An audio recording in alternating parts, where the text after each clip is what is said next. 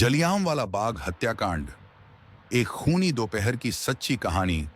तारीख थी 13 अप्रैल 1919। बैसाखी का त्योहार। अमृतसर का वातावरण उत्सव से भरा था, लेकिन उसी दिन एक ऐसा नरसंहार हुआ जिसने पूरे भारत को हिला दिया। इस दिन ब्रिटिश सरकार ने भारतीयों पर ऐसी क्रूरता दिखाई जिसे आज भी याद कर दिल कांप जाता है।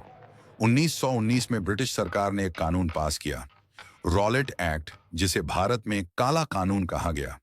इस एक्ट के तहत किसी भी भारतीय को बिना कारण बताए गिरफ्तार किया जा सकता था, बिना मुकदमा चलाए महीनों तक जेल में रखा जा सकता था। प्रेस की स्वतंत्रता को कुचल दिया गया। देश भर में विरोध रहा था। महात्मा गांधी ने इस एक्ट का जोरदार विरोध किया। उन्होंने सत्याग्रह आंदोलन की घोषणा की। पूरे भारत में लोग विरोध प्रदर्शन करने लगे। पंजाब में माहौल और नेताओं की गिरफ्तारी, अमृतसर में लोग शांतिपूर्ण तरीके से विरोध कर रहे थे। 10 अप्रैल 1919 को दो प्रमुख नेता डॉ सैफुद्दीन किचलू और डॉक्टर सत्यपाल को गिरफ्तार कर लिया गया। इसके विरोध में प्रदर्शन हुए, जिसमें कुछ जगह हिंसा भी हुई। ब्रिटिश सरकार डर गई और उन्होंने अमृतसर में जनरल डायर को तैनात कर दिया।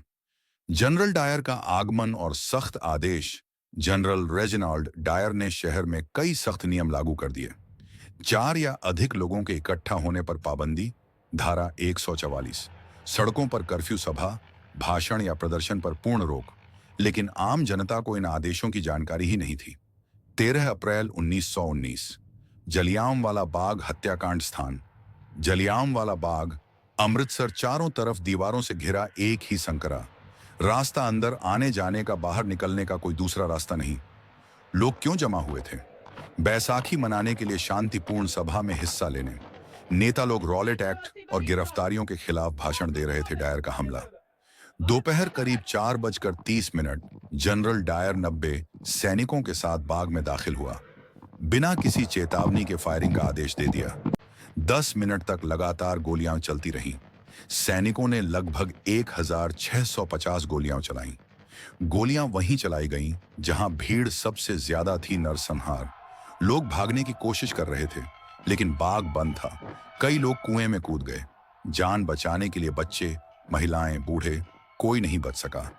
नतीजा, सरकारी आंकड़ों के अनुसार 369 लोग मारे गए। हकीकत में 1000 से अधिक मौतें और 1500 से अधिक घायल।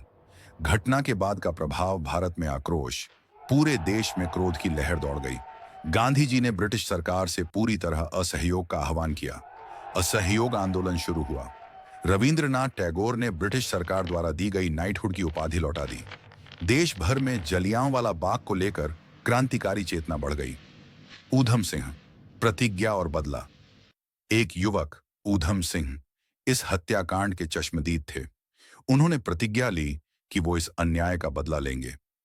81 साल बाद 13 मार्च 1940 को लंदन में माइकल ओडवायर, जिसने डायर को समर्थन दिया था, को गोली मार दी। उन्हें ब्रिटिश कोर्ट ने फांसी की सजा दी। भारत में उन्हें शहीद-ए-आजम ऊधम सिंह कहा जाता है। आज का जलियांवाला बाग, आज वहां एक स्मारक बना हुआ है। शहीदी कुआं, जहां लोग कूदकर बचे थे। दीवारों पर गोलियों के निशान आज भी देखे जा सकते हैं। हर साल हजारों लोग वहां श्रद्धांजलि देने जाते हैं। इतिहास से सीख। जलियांवाला बाग सिर्फ एक स्थान नहीं, बल्कि भारत की आत्मा की चीख है। वहां गिरी हर गोली, हर आंसू और हर चीख आज भी हमें याद दिलाती है कि आजादी कितनी भारी कीमत पर मिली थी। देशभक्ति सिर्फ झंडा लहराने से नहीं आती, बल्कि इतिहास को याद रखने और सीखने से आती है। तो इस वीडियो को लाइक करें, शेयर करें और चैनल को सब्सक्राइब करें। कमेंट करें, जलियांवाला बाग के शहीदों को श्रद्धांजलि।